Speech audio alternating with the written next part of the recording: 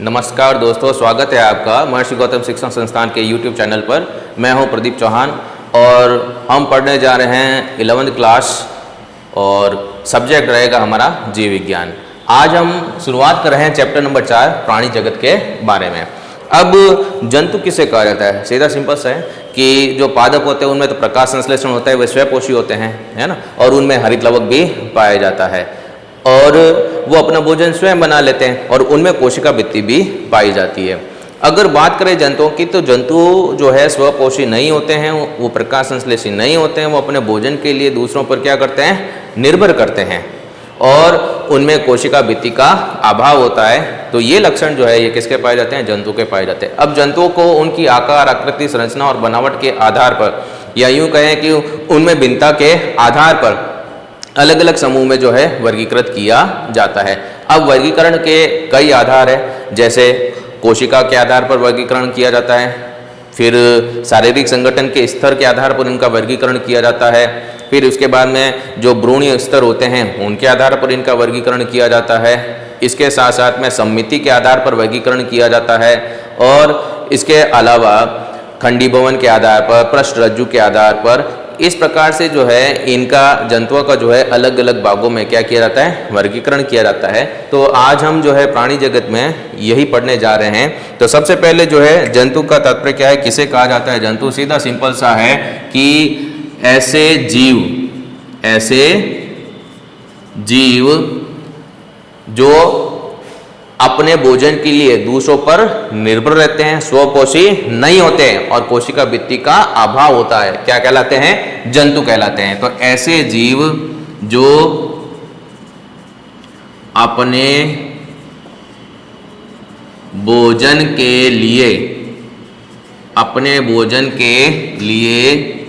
अन्य जीवों पर निर्भर रहते हैं, अन्य जीवों पर निर्भर रहते हैं, अर्थात स्वपोषी नहीं होते, अर्थात स्वपोषी नहीं होते हैं। क्या नहीं होते हैं? स्वपोषी नहीं होते हैं और कोशिका भित्ति का क्या होता है? इनमें अभाव होता है। कोशिका भित्ति का क्या होता है? इनमें अभाव, कोशिका भित्ति का अभाव होता है। तो ऐसे जीवों को क्या कहा जाता है? जंतु कहा जाता है। तो ऐसे जीवों को जंतु कहते हैं। अब जंतुओं की आकार, आकृति, बनावट, संरचना, इन सब में क्या पाई जाती है? भिन्नताएं पाई जाती है और इसी वजह से जो है जंतुओं को क्या किया जाता है? वर्गीकरण किया जाता है अलग अलग लक्षणों के आधार पर। तो लिखा जाता है कि जंतुओं के आकार, आकृति, संरचना, बनावट में क्या पाई जाती है? भिन्नताएं पाई जाती है।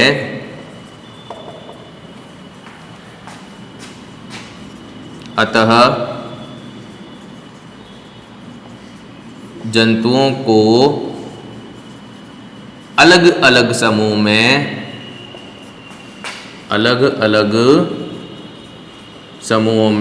क्या किया जाता है? वर्गीकृत किया जाता है। अलग अलग समूह में वर्गीकृत किया जाता है। अब वर्गीकरण का आधार, बहुत से आधार है इसमें। तो जंतुओं के वर्गीकरण के लिए निम्नलिखित आधार पाए जाते हैं। अब कौन कौन से आधार हैं, उनके नाम क्या क्या हैं? जैसे कोशिकीय आधार, फिर क्या हो जाएगा, कोशिकीय आधार के बाद में संगठन का आधार यानी शारीरिक संगठन का आधार, शारीरिक संगठन का आधार हो जाएगा। तीसरा सममिति का आधार, उसके बाद में भ्रूणीय स्तर का आधार, फिर सीलोम, सीलोम यानी कि देह गुहा जिसको कहा जाता है, देह गुहा का आधार। इसके साथ में ही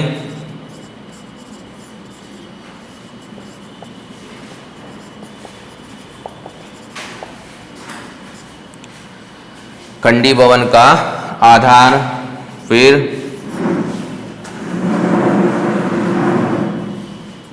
भ्रूण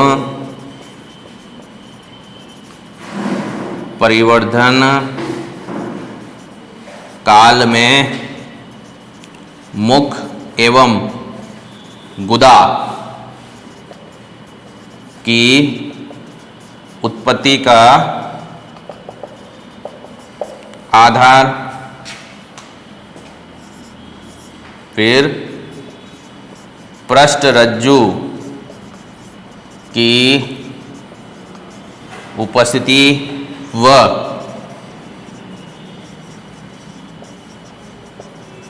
अनुपस्थिति का आधार। तो इस प्रकार से बहुत से आधार है जिस पर हम जो है जंतुओं को क्या करते हैं, वर्गीकृत करते हैं। तो सबसे पहले हमने क्या पढ़ा प्राणी जगत में, इसमें ये बताया जाता है, जो इसका इंट्रोडक्शन है चैप्टर का, उसमें ये कहा जाता है कि भाई ऐसे जीव जो अपने भोजन के लिए अन्य जीवों पर निर्भर करते हैं अर्थात स्वपोषी नहीं होते हैं और जिनमें कोशिका भित्ति का अभाव होता है, ऐसे जीवों को क्या कहा जाता है, जंतु कहा जाता है। और जंतुओं की आकार, आकृति, बनावट और संरचना में क्या पाई जाती है, भिन्नताएं पाई जाती है। इसीलिए जंतुओं को जो है अलग अलग समूह में क्या किया जाता है, वर्गीकृत किया जाता है। अब जंतुओं के वर्गीकरण के लिए क्या आधार पाए जाते हैं, तो वो आधार कौन कौन से, कोशिकीय आधार है, शारीरिक संगठन का आधार है, सममिति का आधार है, भ्रूणीय स्तर का आधार है, सीलोम यानी कि देह गुहा का आधार है, खंडी भवन का आधार है, भ्रूण परिवर्तन काल में मुख एवं गुदा की उत्पत्ति का आधार और पृष्ठरज्जु की उपस्थिति और अनुपस्थिति का आधार। सबसे पहले हम पढ़ते हैं कोशिकीय आधार। क्या पढ़ते हैं इसमें, कोशिकीय आधार। अब क्या है कोशिकीय आधार, कोशिकीय आधार पर वर्गीकरण। अब कोशिकीय आधार पर वर्गीकरण जो किया जाता है जंतुओं का, इस आधार पर जंतुओं को जो है दो समूह में बांटा जाता है। कितने समूह बांटा जाता है, दो समूह में बांटा जाता है। एक को जो कहा जाता है प्रोटोजोआ और दूसरे को कहा जाता है मेटाजोआ। प्रोटोजोआ का मतलब क्या होता है, इनमें उन जंतुओं को रखा जाता है जिनका शरीर केवल एक कोशिका का ही बना होता है, वो कहलाता है प्रोटोजोआ। और मेटाजोआ का मतलब यानी कि ऐसे जंतु जिनका शरीर दो से अधिक या यूं कह सकते हैं कि जिनका शरीर जो है बहुकोशिकीय या बहुत सारी कोशिकाओं से मिलकर के बना होता है, तो उन जंतुओं को जो है रखा जाता है, उन प्राणियों को रखा जाता है किसमें, मेटाजोआ में। तो कोशिकीय के आधार पर वर्गीकरण जो है, इस आधार पर हमने प्राणियों को या जंतुओं को कितने वर्गों में, कितने समूह बांटा, दो समूह में बांटा। तो लिखा जाता है कि इस आधार पर जंतुओं को दो समूहों में बांटा जाता है। अब दो समूह कौन कौन से हैं इसमें, एक जैसा कि मैंने बताया जिसको कहा जाता है प्रोटोजोआ। क्या कहा जाता है, प्रोटोजोआ। और दूसरा जो है उसको क्या कहा जाता है, मेटाजोआ। क्या कहा जाता है, मेटाजोआ। और प्रोटोजोआ जो है इसमें कौन से जंतु को रखा जाता है, जिनका शरीर केवल एक कोशिका का बना होता है। और मेटाजोआ में ऐसे जंतु को रखा जाता है जिनका शरीर दो से अधिक कोशिकाओं से मिलकर के बना होता है, यानी कि बहुकोशिकीय जीवों को किस में रखा जाता है, मेटाजोआ में रखा जाता है। तो प्रोटोजोआ में एक कोशिकीय जीवों को रखा जाता है। और इसके एग्जाम्पल प्रोटोजोआ के एग्जाम्पल आ जाएंगे, जैसे कि यूग्लिना आ जाएगा इसमें, पैरामीशियम आ जाएगा इसमें, यूग्लिन ये अमीबा आ जाएगा इसमें, अमीबा के साथ में जो एंट अमीबा जो है ये आ जाएगा इसमें। ये सब के सब जो है किस में आ जाएंगे, प्रोटोजोआ में। यूग्लिना भी आ जाएगा, यूग्लिना के साथ में पैरामीशियम भी आ जाएगा। ये सारे के सारे जो उदाहरण हैं ये किसके हो जाएंगे, प्रोटोजोआ के। बहुत सारे उदाहरण हैं, लिस्मानिया है और इसके साथ साथ में अमीबा है, एंट अमीबा है, यूग्लिना है, पैरामीशियम है, ये सारे के सारे जो है ये किसके उदाहरण आ जाएंगे, प्रोटोजोआ के। क्योंकि इन सभी जीवों का जो शरीर है केवल एक कोशिका से ही निर्मित होता है। तो एक कोशिका के जीवों को किस में रखा जाता है, प्रोटोजोआ में रखा जाता है। तो हमेशा ध्यान रखिएगा कि प्रोटोजोआ में एक कोशिका के जीवों को रखा जाता है। और इसमें एग्जाम्पल आप देख सकते हैं, अमीबा, एंट अमीबा, यूग्लिना,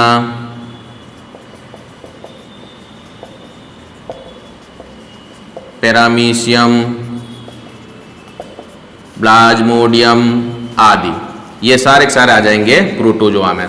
फिर उसके बाद में आता है मेटाजोआ। मेटाजोआ में किसको रखा जाता है, ऐसे जीवों को रखा जाता है जिनका शरीर 2 से अधिक कोशिकाओं का बना होता है, अर्थात बहुकोशिकीय जीव होते हैं। तो मेटाजोआ में इसमें बहुकोशिकीय जीवों को रखा जाता है। तो प्रोटोजोआ के बाद में जो संघ आते हैं, यानी कि पॉरीफेरा से लेकर के स्तनधारी तक सारे संघ जो है ये किस में आते हैं, मेटाजोआ में आते हैं। तो इसका जो एग्जाम्पल जो हो जाएगा वो क्या हो जाएगा, पॉरीफेरा संघ से स्तनधारी। ठीक है। अब उसके बाद में नेक्स्ट आता है शारीरिक संगठन का आधार। अब पढ़ते हैं शारीरिक संगठन के आधार के बारे में। देखो, शारीरिक संगठन का जो आधार है ये अलग अलग जीवों में अलग अलग प्रकार का पाया जाता है। क्योंकि अगर जीवों के बारे में देखा जाए तो एक कोशिकीय जीव से लेकर के बहुकोशिकीय जीव तक पाए जाते हैं। ठीक है। तो सबसे पहले देखा जाता है कि जो एक कोशिकीय जीव जो होते हैं, उन एक कोशिकीय जीवों का जो शरीर है मात्र एक कोशिका का ही बना होता है और उस कोशिका में उपस्थित होता है जीव द्रव्य। और उसी जीव द्रव्य में जो है ऑर्गेनेली यानी कि कोशिकांग जिसको कहा जाता है, अंगक जिसको कहा जाता है, वो उपस्थित होते हैं। तो इसका तात्पर्य ये हुआ कि ऐसे जीव जिनका शरीर केवल एक कोशिका का बना हो और कोशिका में जीव द्रव्य उपस्थित होता है, तो ऐसे जीवों का जो शारीरिक संगठन है वो जीव द्रव्य स्तर का कहलाता है। तो पहला हो गया जीव द्रव्य स्तर। फिर उसके बाद में ये आता है कि कोशिकाएं जो होती है, जो समान संरचना, समान उत्पत्ति और समान कार्य करने वाली होती है, ठीक है, ये कोशिकाएं मिल करके जीव का क्या करती है, निर्माण करती है। यानी कि कोशिकाओं की संख्या 2 से ज़्यादा होती है, बहुकोशिकीय होता है जीव, लेकिन उनमें उत्तकों का निर्माण नहीं हो पाता। तो कोशिकाएं हैं, कोशिकाएं मिल करके बहुकोशिकीय जीव का निर्माण करती है, परंतु वो कोशिकाएं उत्तकों का निर्माण नहीं कर पाती है। तो ऐसे जीवों में जो शारीरिक संगठन का जो स्तर पाया जाता है वो कौन सा होगा, कोशिकीय प्रकार का। फिर आता है उत्तक प्रकार का जो है संगठन स्तर। तो जब कोशिकाएं मिल करके किसका निर्माण करने लगती हैं, उत्तकों का, यानी कि समान संरचना, उत्पत्ति और समान कार्य वाली कोशिकाएं मिल करके उत्तक बना देती है। और जब जंतुओं के शरीर में उत्तक उपस्थित होते हैं तो इसका तात्पर्य यह है कि उनका शारीरिक संगठन जो है वो उत्तकीय स्तर का होता है। तो पहला आया जीवद्रव्य स्तर का, फिर आया कोशिकीय स्तर का, उसके बाद में आया उत्तक स्तर का। फिर उसके पश्चात क्या होता है कि जब समान संरचना, समान उत्पत्ति और समान कार्य वाले उत्तक मिल करके अंग बना देते हैं, तो इस प्रकार से जंतुओं के शरीर में क्या पाए जाते हैं, अंग पाए जाते हैं। तो वो शारीरिक संगठन का जो स्तर होता है वो कौन से प्रकार का होगा, अंगीय प्रकार का। और अंत में आता है तंत्र। तंत्र कब बनते हैं, जब अंग जो समान कार्य करने वाले होते हैं वो मिल करके क्या बना देते हैं, अंग तंत्र बना देते हैं। तब ऐसे जीवों में जो शारीरिक संगठन का जो स्तर होता है वो कौन से प्रकार का होता है? अंगतंत्रीय प्रकार का होता है। तो इस तरह से हम कह सकते हैं कि जो शारीरिक संगठन का जो इस आधार जो है, इस आधार पर जो है हम जीवों को कितने समूह में?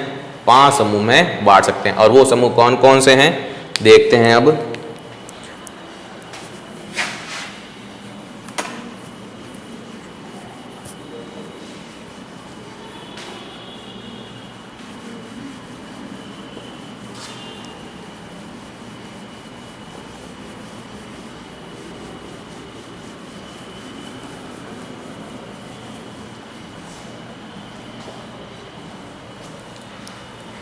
तो सेकंड जो हम पढ़ रहे हैं इसमें शारीरिक संगठन के आधार पर वर्गीकरण, ठीक है। और इस आधार पर जो है हमने देखा कि जो शारीरिक संगठन का जो स्तर है वो अलग अलग प्रकार का पाया जाता है। कौन कौन सा?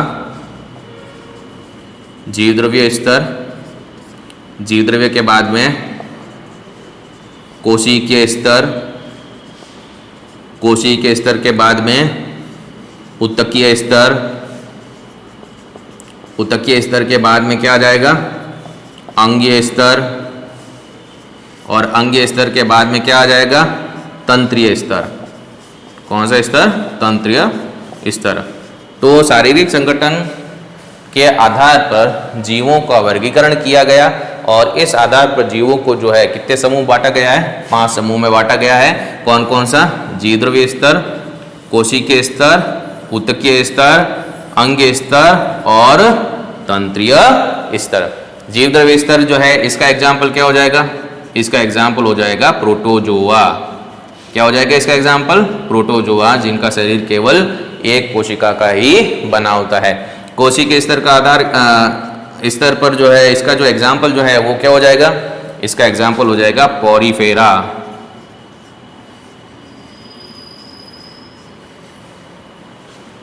और उसके बाद में ऊतकीय स्तर, इसका एग्जाम्पल क्या हो जाएगा?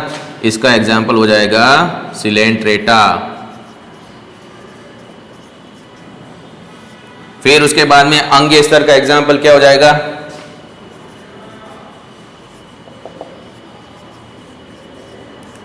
प्लेटीहेल्मिन्थेस। और तंत्र स्तर में एग्जाम्पल क्या आ जाएंगे? इसमें एग्जाम्पल आ जाएगा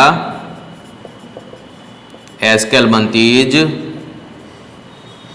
से मैमेलिया। तो ये हो गए नाम और उनके एग्जाम्पल। अब जीव द्रव्य स्तर क्या है, किसे कहा जाता है? जीव द्रव्य स्तर, ठीक है। क्या है जीव द्रव्य स्तर? जैसे मैंने आपको बताया कि अगर मान लीजिए जीव कैसे हैं? एक कोशिकीय। कैसे जीव हैं? एक कोशिकीय जीव है। और इन एक कोशिकीय जीवों में एक ही कोशिका पाई जाती है। एक कोशिकीय जीव में कितनी कोशिका पाई जाती है? एक कोशिका ही पाई जाती है। और इस कोशिका के भीतर क्या उपस्थित होता है? जीव द्रव्य उपस्थित होता है। क्या उपस्थित होता है? जीव द्रव्य उपस्थित होता है। और जीव द्रव्य जब पाया जाता है तब ऐसा शारीरिक संगठन का जो स्तर है वो कौन सा कहलाता है? जीव द्रव्य स्तर कहलाता है। और इसका एग्जाम्पल क्या आता है? प्रोटोजोआ।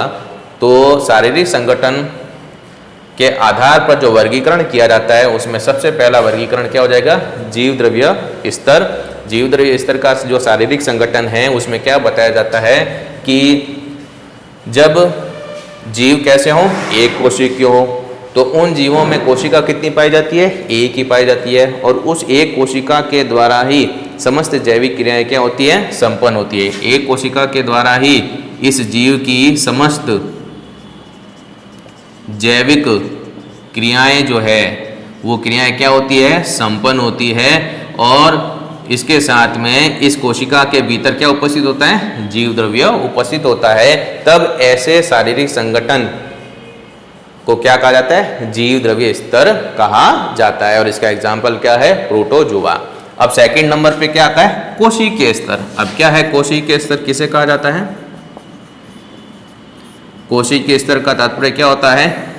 इसमें यह बताया जाता है कि दो से अधिक कोशिकाएं, दो से अधिक कोशिकाएं मिलकर, दो से अधिक कोशिकाएं मिलकर जो है किसका निर्माण करती है? शरीर का क्या करती है? निर्माण करती है, शरीर का निर्माण करती है। लेकिन ध्यान रखिएगा ऊतकों का निर्माण इसमें नहीं हो रहा है। तो दो से अधिक कोशिकाएं मिल करके शरीर का निर्माण करती है, तो ऐसे शारीरिक संगठन के स्तर को अपन क्या कहते हैं? कोशिकीय स्तर का शारीरिक संगठन कहते हैं। और इसका एग्जाम्पल क्या आता है? पॉरीफेरा। फिर उसके बाद में आता है ऊतकीय स्तर। क्या है ऊतकीय स्तर? किसे कहा जाता है? इसमें सीधा सिंपल सा बताया जाता है ऊतकीय स्तर का कि समान संरचना, उत्पत्ति एवं कार्य करने वाली कोशिका के समूह को ऊतक कहते हैं। ठीक है। और ऊतक मिलकर के किसका निर्माण करते हैं? शरीर का निर्माण करते हैं। ऊतक मिलकर शरीर का क्या करते हैं? निर्माण करते हैं। तो ऐसे शारीरिक संगठन के स्तर को क्या कहा जाता है? ऊतकीय स्तर प्रकार का शारीरिक संगठन। और इसका एग्जाम्पल क्या आता है? सिलेंड्रेटा। फिर उसके पश्चात आता है अंगीय स्तर। अब अंगीय स्तर का तात्पर्य क्या होता है? अंगीय स्तर में क्या कहा जाता है? इसमें यह बताया जाता है कि समान संरचना, उत्पत्ति एवं कार्य करने वाले ऊतकों के समूह को क्या कहते हैं? अंग कहते हैं। ठीक है। परिभाषा बिल्कुल ही आसान है। समान संरचना, उत्पत्ति एवं कार्य करने वाले ऊतकों के समूह को क्या कहते हैं? अंग कहते हैं। और अंग मिलकर किसका निर्माण करते हैं? शरीर का निर्माण करते हैं। अंग मिलकर के क्या करते हैं? शरीर का निर्माण करते हैं। तब ऐसे शारीरिक संगठन के स्तर को क्या कहा जाता है? अंगीय स्तर प्रकार का शारीरिक संगठन। और इसका एग्जाम्पल क्या आता है? प्लेटी-हेलमिंथेज।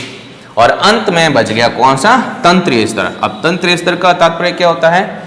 बिल्कुल ही आसान सा है कि समान कार्य करने वाले अंगों के समूह से क्या बनते हैं? तंत्र बनते हैं। क्या बनते हैं? तंत्र बनते हैं। तो तंत्रीय स्तर में क्या कहा जाता है? तंत्रीय स्तर में यह बताया जाता है कि समान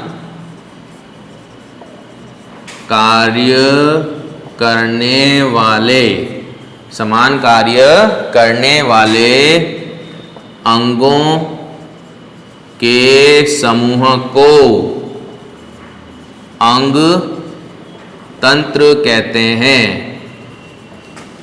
और अंग तंत्र मिलकर शरीर का क्या करते हैं? निर्माण करते हैं। तो शारीरिक संगठन के इस स्तर को क्या कहा जाता है? तंत्रीय प्रकार का शारीरिक संगठन का स्तर कहा जाता है। और इसका एग्जाम्पल क्या है? हेस्केलमंथीज से लेकर के मैमेलिया तक। ठीक है।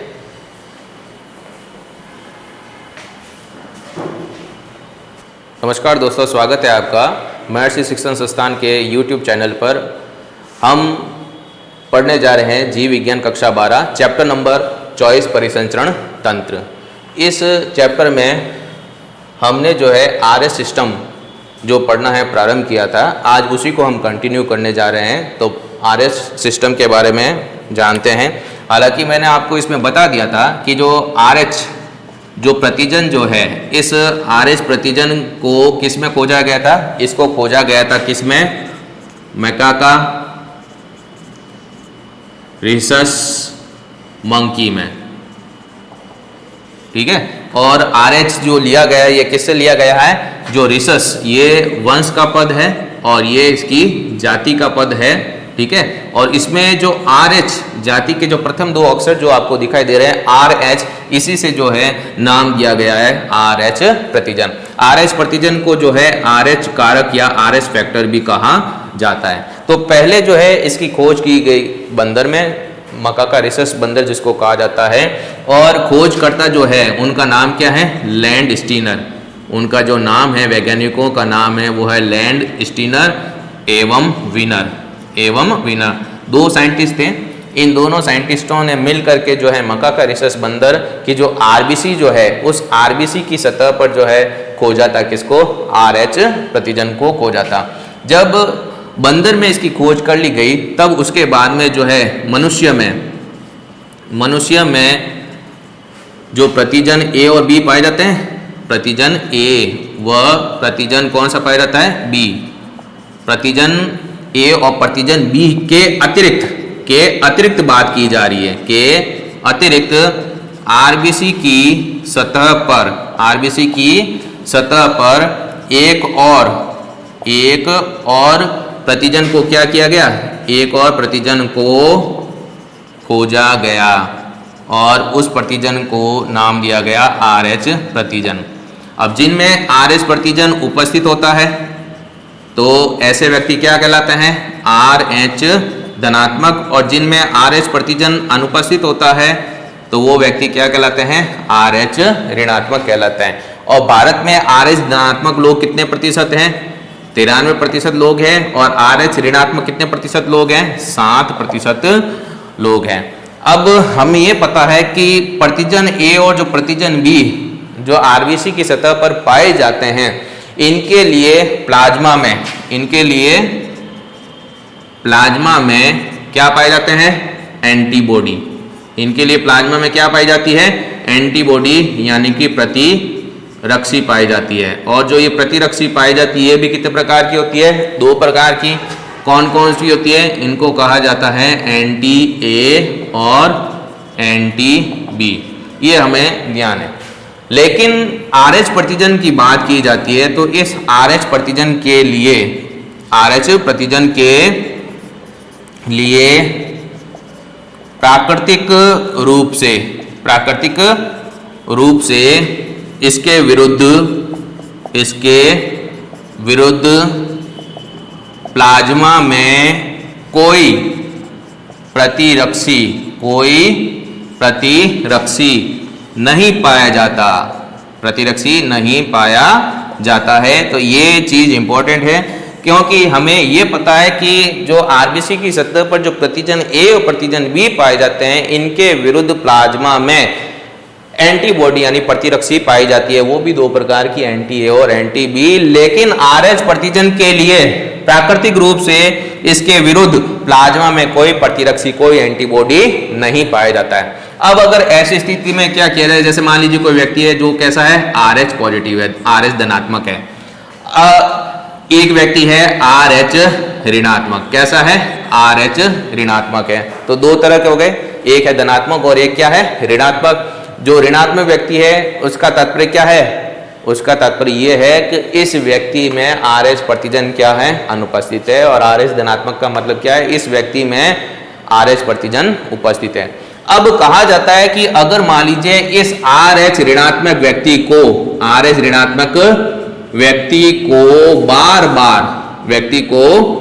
बार बार कैसा रक्त दिया जाता है, RH धनात्मक जो है रक्त दिया जाता है, RH धनात्मक रक्त दिया जाता है, ठीक है। तो क्या होगा, तो ये होगा कि इसमें जो है RH प्रतिरक्षी का निर्माण होना शुरू हो जाएगा, क्योंकि हमने यहाँ पर कहा कि प्राकृतिक रूप से RH प्रतिजन के विरुद्ध प्लाज्मा में कोई प्रतिरक्षी नहीं पाया जाता। लेकिन जब बाहर से RH प्रतिजन शरीर में प्रवेश करते हैं तब RH प्रतिरक्षी का निर्माण होने लगता है और इसे कहा जाता है आइसो इम्यूनाइजेशन। क्या कहा जाता है इसको, आइसो इम्यूनाइजेशन। तो क्या कहा जा रहा है कि अगर किसी RH ऋणात्मक व्यक्ति को बार बार RH धनात्मक रक्त दिया जाता है, RH ऋणात्मक व्यक्ति को बार बार RH धनात्मक रक्त दिया जाता है, तब इस व्यक्ति में किसका निर्माण शुरू हो जाएगा? तब इस व्यक्ति में RH प्रतिरक्षी बनने लगते हैं। क्या बनने लगते हैं? इसमें RH प्रतिरक्षी बनने लगते हैं। और इस प्रक्रिया को क्या कहा जाता है? इस प्रक्रिया को कहा जाता है आइसो इम्यूनाइजेशन। इस प्रक्रिया को क्या कहा जाता है? आइसो इम्यूनाइजेशन कहा जाता है।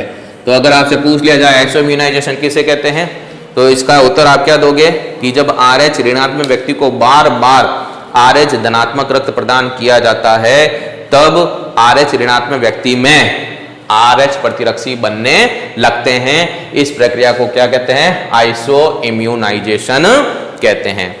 अब एक चीज इसमें यह भी बताई जाती है कि अगर मान लीजिए कोई महिला है और वो महिला जो है वो कैसी है? RH ऋणात्मक है। महिला जो है वो कैसी है? RH ऋणात्मक है।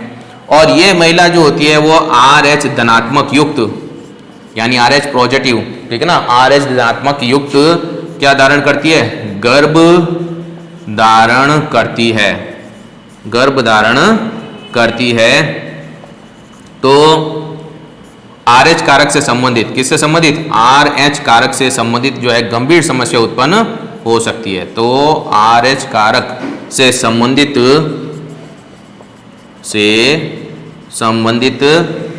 गंभीर समस्या जो है उत्पन्न हो सकती है। ठीक है।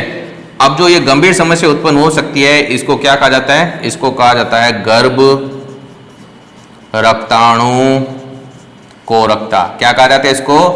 गर्भ रक्ताणु कोरकता, या इसी को कहा जाता है इरिथ्रोब्लास्टोसिस फिटिलिस। ठीक है।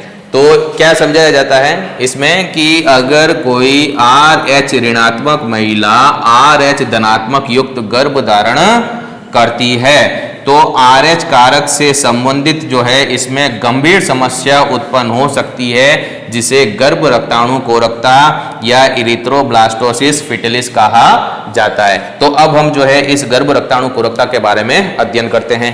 क्या है इसके बारे में समझते हैं।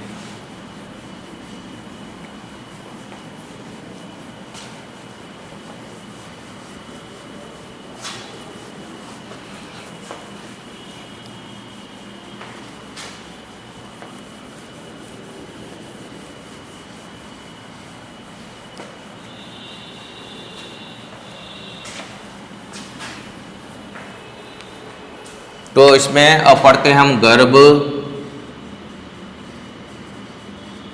रक्ताणु कोरकता, जिसे क्या कहा जाता है? इरिथ्रोब्लास्टोसिस फिटिलिस। समझिएगा इसे क्या है। इसमें होता क्या है कि RH ऋणात्मक महिला है और ये महिला जो होती है RH धनात्मक युक्त जो है गर्भ धारण करती है। गर्भ धारण करती है। ठीक है। अब RH कारक जो होता है ये वंशागत होता है, जो कि शिशु को किससे प्राप्त होता है? अपने पिता से प्राप्त होता है। तो ध्यान रखिएगा कि जो RH कारक जो होता है, RH कारक जो है ये कैसा है? वंशागत होता है। RH कारक वंशागत होता है, जो शिशु को अपने RH धनात्मक पिता से क्या होता है? प्राप्त होता है। भले ही माता RH ऋणात्मक है, लेकिन उसका पिता अगर RH धनात्मक है, तो तो ये वंशागत होगा और वंशागत होकर के किस में चला जाएगा, शिशु में चला जाएगा। इस वजह से महिला भले ही RH ऋणात्मक है, लेकिन उसका जो गर्भ में पल रहा शिशु है वो कैसा हो सकता है, RH धनात्मक हो सकता है। ठीक है, अब जैसे ही मान लीजिए ये महिला जो कि RH ऋणात्मक है, ये RH धनात्मक युक्त गर्भ धारण करती है, तो इससे होगा क्या, इससे ये होगा कि ये जो गर्भस्थ जो शिशु होता है, ठीक है, ये गर्भस्थ शिशु जो होता है नाभिनाल के द्वारा, नाभिनाल एवं अपरा के द्वारा जो है ये किससे जुड़ा होता है, महिला से यानी कि माता से जुड़ा हुआ होता है। और इस नाभिनाल के द्वारा और अपरा के द्वारा ही जो भी पोषक पदार्थ होते हैं और जो ऑक्सीजन गैस जो होती है उसका आदान प्रदान जो है वो महिला से किस में होता है, गर्भस्थ शिशु में होता रहता है। ये तो सामान्य सी बात है। तो अब ये क्या होता है कि ये जो गर्भस्थ शिशु से जो RH प्रतिजन जो होते हैं, गर्भस्थ शिशु से RH जो प्रतिजन जो होते हैं वो नाभिनाल और अपरा के माध्यम से होते हुए किस में चले जाते हैं, महिला में चले जाते हैं, महिला के रक्त में चले जाते हैं। तो अब इस महिला के रक्त में क्या प्रवेश कर गए, RH प्रतिजन। ठीक है, तो अब ये RH प्रतिजन जो है ये किस में आ गए, महिला के रक्त में, ये प्रवेश कर गए महिला के रक्त में। तो अब जैसे ही महिला के रक्त में RH प्रतिजन जाएंगे तो क्या होगा, महिला के रक्त में किसका निर्माण शुरू हो जाएगा, RH प्रतिरक्षी का। तो अब यहाँ पर क्या होगा, जैसे ही प्रतिजन जो है महिला के रक्त में प्रवेश करेंगे तो महिला के रक्त में प्रवेश करते ही इनके विरुद्ध जो है RH प्रतिरक्षी, RH प्रतिरक्षी बनने लगते हैं। ठीक है ना, और ये वापस जो है RH प्रतिरक्षी महिला से नाभिनाल और अपरा से होते हुए किस में चले जाते हैं, गर्भस्थ शिशु में चले जाते हैं। लेकिन होता क्या है कि प्रथम बार जो RH प्रतिरक्षी बनते हैं वो इतने अधिक नहीं होते कि उससे प्रथम संतान को कोई नुकसान हो सके। यानी कि ये पहली बार जो प्रतिरक्षी बनते हैं, पहली बार RH प्रतिरक्षी कम मात्रा में बनते हैं, कम मात्रा में बनते हैं, जिससे प्रथम संतान को नुकसान नहीं होता। ठीक है, प्रथम संतान को नुकसान नहीं होता। लेकिन परिस्थिति गंभीर तब उत्पन्न हो जाती है जब ये RH ऋणात्मक महिला दूसरी बार, ठीक है ना, RH ऋणात्मक महिला जो है दूसरी बार फिर से RH धनात्मक युक्त गर्भ धारण करती है। होगा क्या, गर्भस्थ शिशु से RH प्रतिजन जो है नाभिनाल और अपरा के माध्यम से होते हुए महिला के रक्त में चले जाएंगे और दूसरी बार जो प्रतिरक्षी बनेंगे वो बहुत ही अधिक मात्रा में बनेंगे। हमने कहा पहली बार जो प्रतिरक्षी बनते हैं वो कम बनते हैं, लेकिन दूसरी बार RH प्रतिरक्षी भारी मात्रा में बनते हैं। और जब भारी मात्रा में बनेंगे तो ये नाभिनाल और अपरा के माध्यम से होते हुए गर्भस्थ शिशु में चले जाएंगे। अब क्या होगा कि जो द्वितीयक जो गर्भस्थ शिशु होता है, ठीक है, इस गर्भस्थ शिशु में देखा जाता है रुधिर कणिकाओं का लयन शुरू हो जाता है। रुधिर कणिकाओं का क्या होना शुरू हो जाता है, लयन होना शुरू हो जाता है, यानी कि RBC जो है नष्ट होना शुरू हो जाती है। और इस गंभीर स्थिति को ही क्या कहा जाता है, इरिथ्रोब्लास्टोसिस, इरिथ्रोब्लास्टोसिस फिटेलिस कहा जाता है। ठीक है, और ऐसा शिशु जो होता है, ऐसे शिशु को रिसस शिशु भी कहा जाता है। क्या कहा जाता है, रिसस शिशु भी कहा जाता है। ऐसे शिशु में क्या पाई जाती है, रक्त की कमी पाई जाती है। ठीक है, इसलिए अगर मान लीजिए शिशु का जन्म होता है तो जन्म लेने के तुरंत पश्चात ही शिशु के शरीर का संपूर्ण रुधिर जो होता है वो क्या कर दिया जाता है, स्वस्थ रुधिर से प्रतिस्थापित कर दिया जाता है। यानी कि वो ब्लड निकाल दिया जाएगा और उसके स्थान पर स्वस्थ रुधिर जो है उसमें क्या कर दिया जाएगा, ट्रांसफ्यूज कर दिया जाएगा, प्रतिस्थापित कर दिया जाएगा। और इसके साथ साथ में प्रसव से पूर्व 72 घंटे पूर्व, प्रसव से 72 घंटे पूर्व, प्रसव से 72 घंटे पूर्व जो है anti-RHD का जो है क्या दिया जाता है, इंजेक्शन दिया जाता है। और ये इंजेक्शन क्या करता है, ये इंजेक्शन क्या करता है कि जो महिला में जो RH प्रतिरक्षी बढ़ने की जो प्रक्रिया होती है उस प्रक्रिया को ये क्या कर देता है, रोक देता है, जिससे द्वितीय बार जो शिशु उत्पन्न होता है वो कैसा होता है, स्वस्थ उत्पन्न होता है। फिर से समझिएगा, हम क्या समझ रहे हैं, गर्भ रक्ताणु कोरकता जिसको इरिथ्रोब्लास्टोसिस फिटलिस भी कहा जाता है, क्या बताया जाता है कि महिला कैसी है, RH ऋणात्मक है, और जो महिला ने गर्भ धारण किया है वो कैसा है, RH धनात्मक युक्त है। ठीक है, अब RH कारक कैसा होता है, वंशागत होता है, और शिशु को अपने RH धनात्मक पिता से प्राप्त होता है। ठीक है, इस वजह से इस महिला ने जो है RH धनात्मक युक्त जो है गर्भ धारण किया। अब इस गर्भस्थ शिशु से ये जो RH प्रतिजन जो होते हैं ये नाभि नाल और अपरा के माध्यम से प्रवेश कर जाते हैं महिला के रक्त में, और महिला के रक्त में जैसे ही प्रवेश करते हैं तो क्या बनते हैं, RH प्रतिरक्षी बनने लगते हैं। लेकिन पहली बार जो RH प्रतिरक्षी बनते हैं वो बहुत ही कम मात्रा में बनते हैं, इस वजह से प्रथम संतान को कोई नुकसान नहीं होता। लेकिन जब यही महिला दूसरी बार फिर से RH धनात्मक युक्त गर्भ धारण करती है तब फिर से वही प्रक्रिया होगी, गर्भस्थ शिशु से RH प्रतिजन जो होते हैं वो महिला के रक्त में चले जाएंगे, और इस बार जो है भारी मात्रा में जो है RH प्रतिरक्षियों का निर्माण होना शुरू होता है, और ये RH प्रतिरक्षी जब उस गर्भस्थ शिशु के रक्त में पहुंच जाएंगे तो उस गर्भस्थ शिशु की रुधिर कणिकाओं का लयन करना शुरू कर देते हैं, और इसे ही क्या कहते हैं, इरिथ्रोब्लास्टोसिस फिटलिस कहा जाता है। और ऐसे शिशु को ऋषि शिशु भी कहा जाता है। ऐसे शिशु में रक्त की कमी पाई जाती है, और जब ऐसे शिशु का जन्म होता है तब क्या किया जाता है, उसके संपूर्ण रक्त का स्वस्थ रुधिर के द्वारा प्रतिस्थापन कर दिया जाता है, और महिला को प्रसव से 72 घंटे पूर्व जो है anti-RHD का इंजेक्शन दिया जाता है, इंट्रावेनस इंजेक्शन कहा जाता है। और ये इंजेक्शन देने से क्या होता है कि जो महिला में जो RH प्रतिरक्षी का निर्माण हो रहा है वो निर्माण की प्रक्रिया जो होती है वो क्या हो जाती है, रुक जाती है, और महिला के रक्त में जो उस RH धनात्मक है ना शिशु की जो रक्त कणिकाएं पहुंचती वो भी क्या हो जाती है, नष्ट हो जाती है। इस प्रकार से जो है द्वितीय बार जो संतान उत्पन्न होती है उसकी जान को बचाया जा सकता है। नोट कीजिए इसे।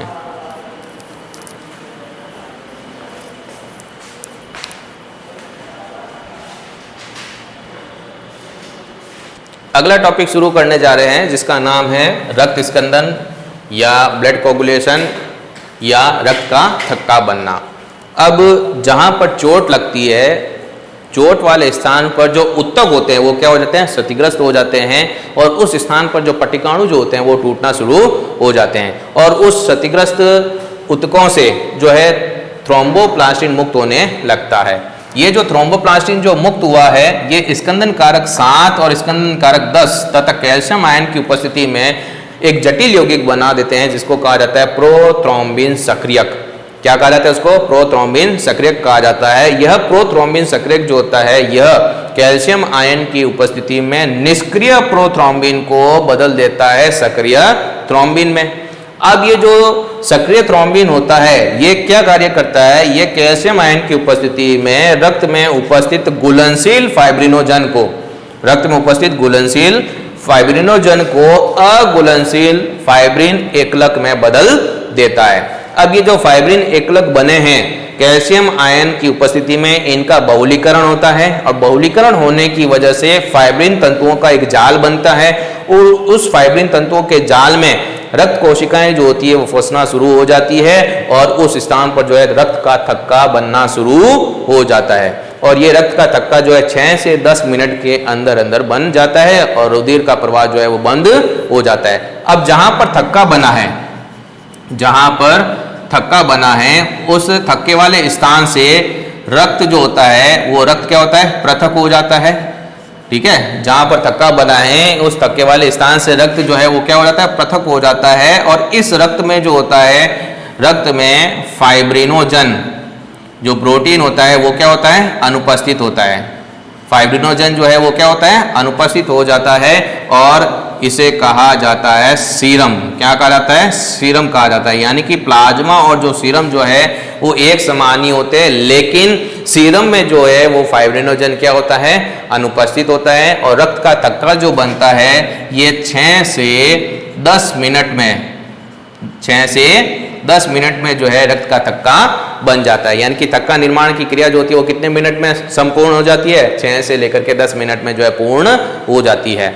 अब यह रक्त स्कंदन जो होता है, ठीक है, इसमें यह बताया जाता है कि जब रुधिर वाहिकाओं से रुधिर बाहर निकलता है तो रक्त के जो अवयव जो होते हैं वो जेली समान संरचना में परिवर्तित हो जाते हैं। उसे क्या कहा जाता है, थक्का कहा जाता है। और थक्का बनने की प्रक्रिया को ही क्या कहा जाता है, रक्त स्कंदन कहा जाता है। क्या है रक्त स्कंदन, किसे कहा जाता है, क्या बताया गया कि रुधिर